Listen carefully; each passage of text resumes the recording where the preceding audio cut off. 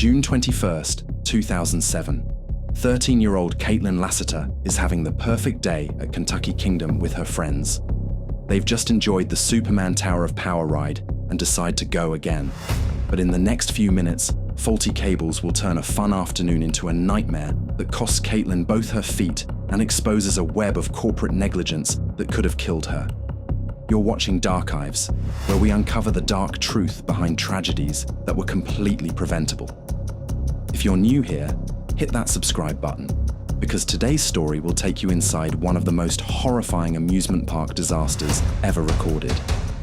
This is the story of the Superman Tower disaster and the mechanical horror that was waiting to strike. The morning sun cast long shadows across Kentucky Kingdom as 13-year-old Kaitlyn Lassiter walked through the entrance gates, completely unaware that she was about to experience something that would haunt her forever. The popular teenager from Germantown had been looking forward to this day for weeks, a chance to spend time with her closest friends at one of Kentucky's premier theme parks, free from parental supervision for the first time. Kaitlyn was everything you'd expect from a well-liked student at Highland Middle School.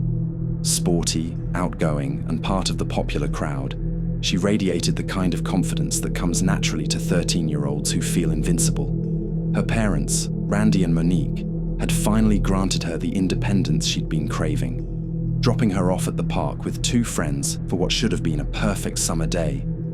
Kentucky Kingdom sprawled before them like a playground of steel and concrete, its rides reaching toward the sky in twisted metal promises of thrills and excitement.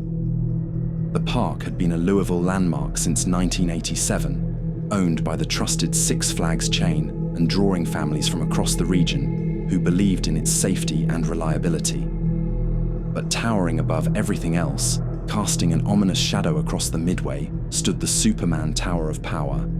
At 177 feet tall, the massive structure dominated the skyline like some industrial monument to terror.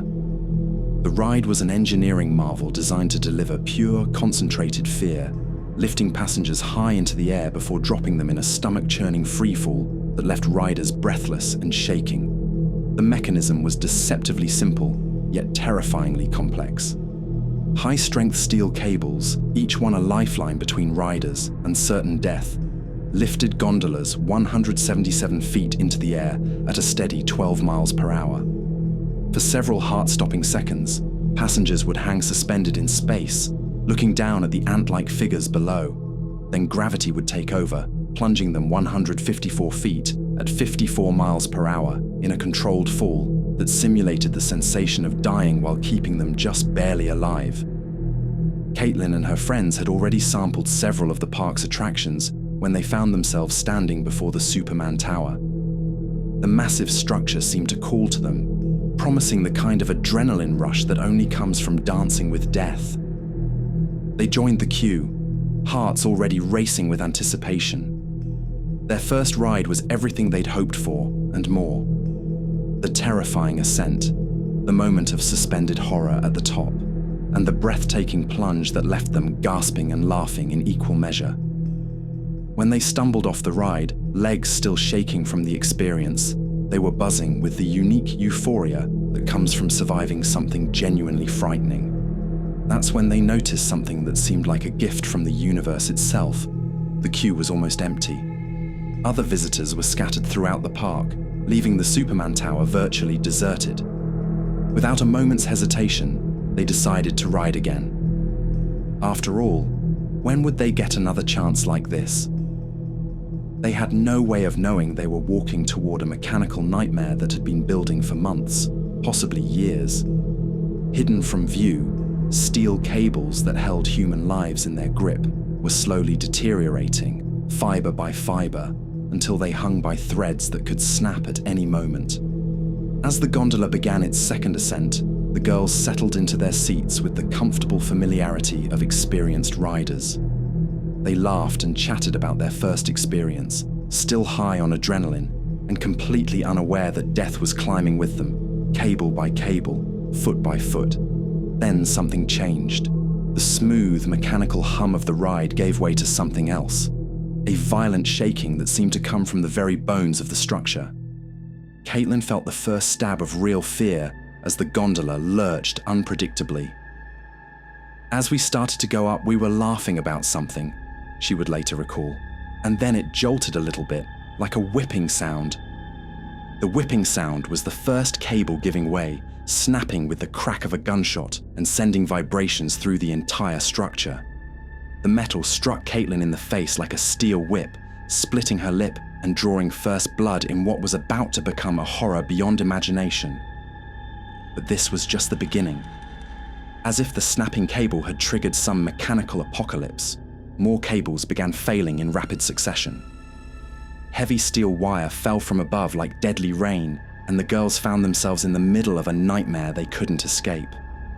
"We looked up and there were a bunch of cables falling," Kaitlyn remembered, her voice still carrying the terror of that moment years later.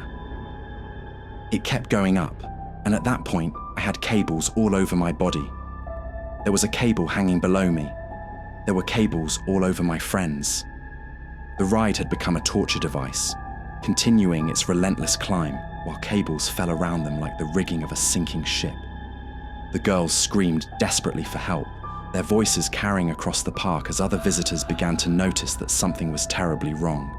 But the mechanical beast that held them prisoner showed no mercy, climbing higher and higher as more cables snapped and fell. The acrid smell of burning machinery filled the air, the scent of metal grinding against metal and systems failing catastrophically. Smoke began to rise from the mechanical housing as the ride's internal mechanisms tore themselves apart. The girls could taste the metallic tang of fear in their mouths as cables wrapped around their necks like nooses, forcing them to frantically pull the steel wire away to avoid being strangled. "We were screaming, 'Stop the ride!' People were frantically freaking out," Kaitlyn said. "I remember something else fell on us, which was more cable. We even had cables around our necks and we pulled them off."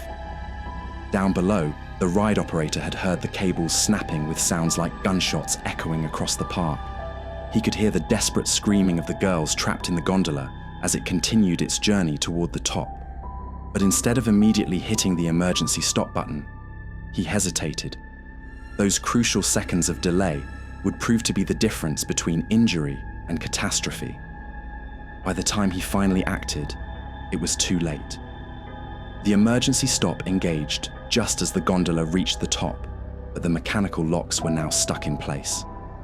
The girls were trapped in their seats as the ride prepared for its final, devastating act. As the gondola began its descent, one of the fallen cables had wound itself around both of Kaitlyn's feet like some malevolent serpent.